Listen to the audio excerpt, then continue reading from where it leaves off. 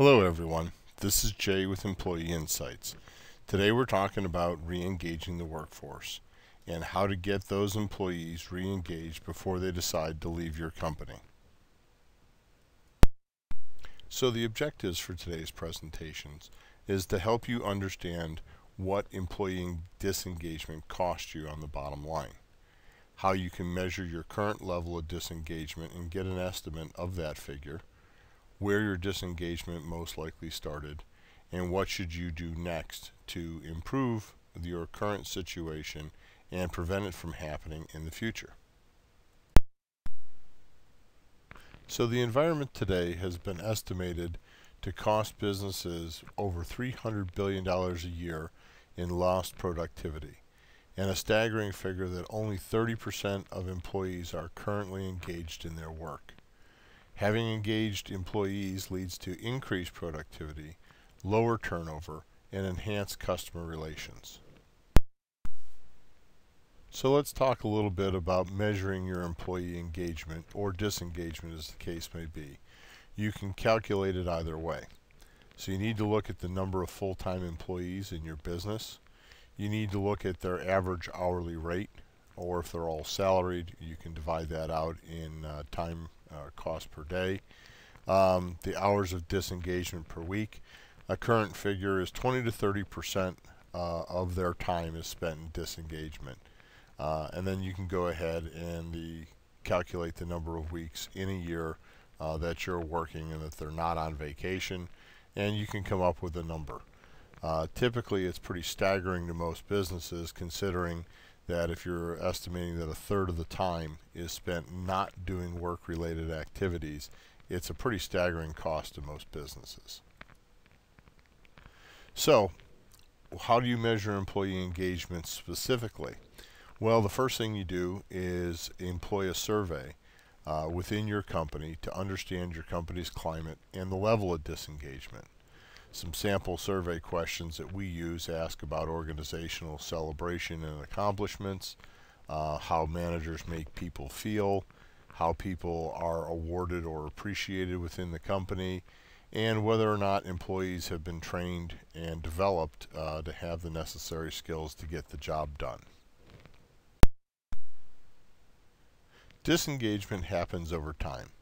Nobody takes a job intending to fail or to become disengaged. So what happens? It's the virus of employee disengagement that attacks and spreads throughout an organization for a number of reasons. The root of disengagement. Most disengaged workers were certainly engaged in caring workers at one point in time, and they're not necessarily poor performers.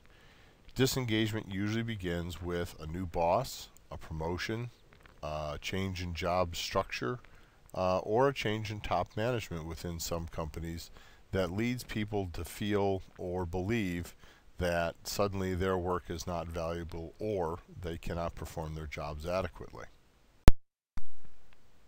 As I mentioned before, the root of disengagement often occurs when there is a change in responsibilities or a promotion within the position. Disengagement happens a lot of times when learning and development stop, especially in these cases where a responsibility or a position change leads people to believe that they are not adequately trained or informed on how to do the position. The number one issue in engagement is being able to find and retain productive employees.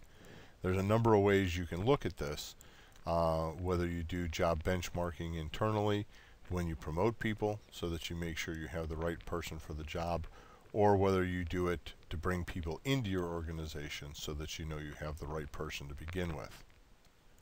So why the challenge? 72% of management has failed to acquire interviewing, hiring, and profiling skills. They just don't know how to bring right people into the organization. 22% of companies measure turnover and hold managers accountable. That's a pretty small number considering the number of positions that are out there that change on a regular basis.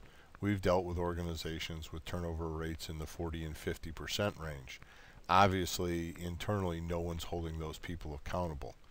And 83% of managers hire people they like rather than the person that the job really requires to do the job and do it well.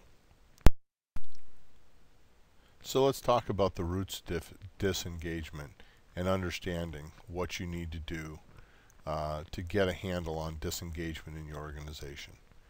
You know, it's important for people to be professionally personal. And what do we mean by that?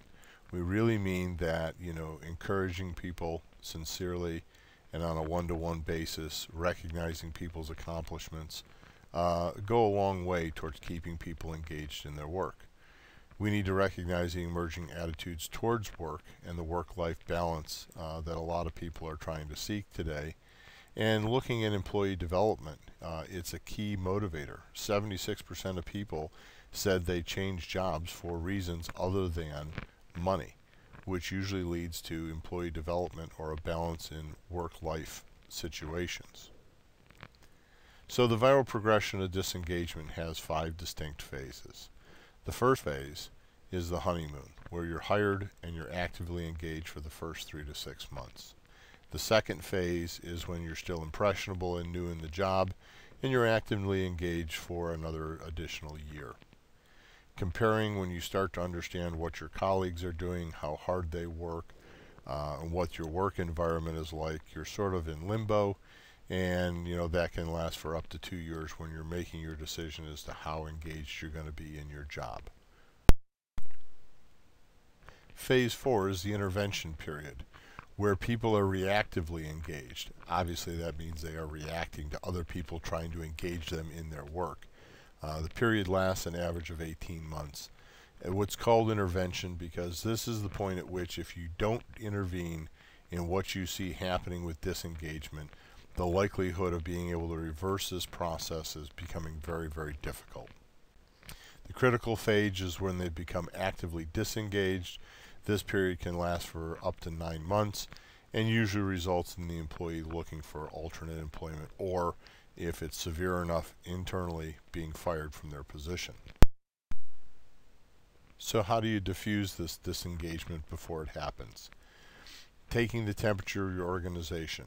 That means doing surveys of your people, understanding their problems, understanding their issues, and addressing them.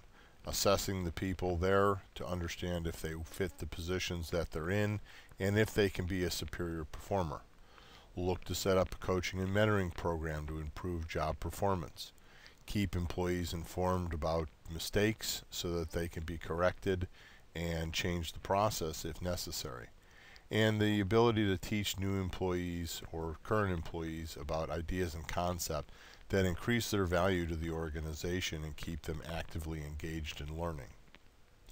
The second thoughts on improving disengagement are you need to be brave enough if you're a company leader or certainly a supervisor to be clear and direct about engagement. If people are disengaged, you need to tell them, listen, you know, we understand you're disengaged, but you need to get back on the bus. Focus on individuals' contributions to the company. You know, be honest about your own strengths and limitations as a leader or a supervisor or as a company owner. Pay attention to those people who just come to work, do their job, do it very well, and then go home. A lot of times that quiet talent is unrecognized and unrewarded. And then sometimes you need to invite top performers to various functions and meetings, not only to get their input, but also to make them feel as a valuable part of the team. Stephen Covey said, "The greatest need of the human soul is to be appreciated, acknowledged, affirmed, and understood." That means we need to make sure we recognize those people in our organizations. We need to give them constant positive feedback. Sure, we need to give them negative feedback when it's appropriate, but we need to keep people moving in the right direction. So what's next? If you're on our website, you can use the form below this video to register for our free video, 8 Steps to Solving Your Disengagement Problem. If you're not on our website, you can go to the website and use the very same form. The web address is employeeinsightsllc.com/employee engagement ideas, or you can call us at 814-490-4568 for our Pennsylvania office, or for our Georgia office, you can call us at 678-716-0000. 6124, and we'll be happy to discuss your current engagement issues. Thank you for your time, and we look forward to hearing from you.